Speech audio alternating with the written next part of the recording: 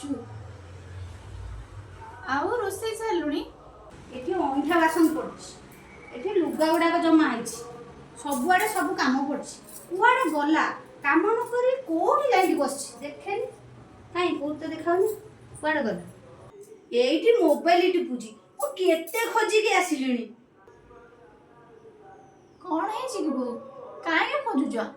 ଆରେ ଘର ସାରା ସବୁ କାମ ପଡିଛି, ଏଠି ବସିକି ମୋବାଇଲ ଟିପୁଛୁ। କାମ ସାରିକି ମୋବାଇଲ ଟିପିଲେ ହବନି?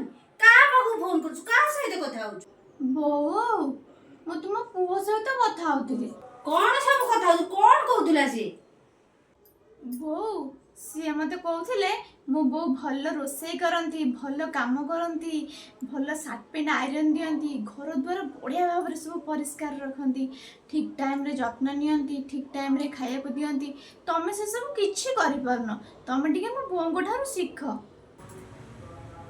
ସେଥିପାଇଁ ମୋ ଉପରେ ଭାରି ବିରକ୍ତ ହଉଥିଲେ, ବହୁତ ରାଗୁଥିଲେ ମୋ ଉପରେ, ବହୁତ ଗାଳି କରୁଥିଲେ, କହିଲେ ତୁମେ ଗୋଟେ କିଛି ଶିଖିନ, ମୋ ବୋଉଙ୍କ ଠାରୁ ସବୁ ଶିଖ।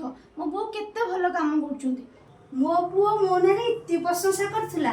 ହଉ ହଉ, ତୁ କଥା ହଉଥା ଆଉ ଟିକେ, ମୁଁ ଯାଉଛି ସବୁ କାମ କରିଦଉଛି। ମୁଁ ମୋ ମା ସହିତ କଥା ହଉଥିଲି, ମୁଁ କାହିଁକି ତାଙ୍କ ପୁଅ ସହିତ କଥା ହେବାକୁ ଯିବି? ତାଙ୍କୁ ଶାଶୁଙ୍କୁ ପଟେଇବାକୁ ହେଲେ ଏମିତି ଗୋଟେ ନୂଆ ଉପାୟ କରିବାକୁ ପଡ଼େ।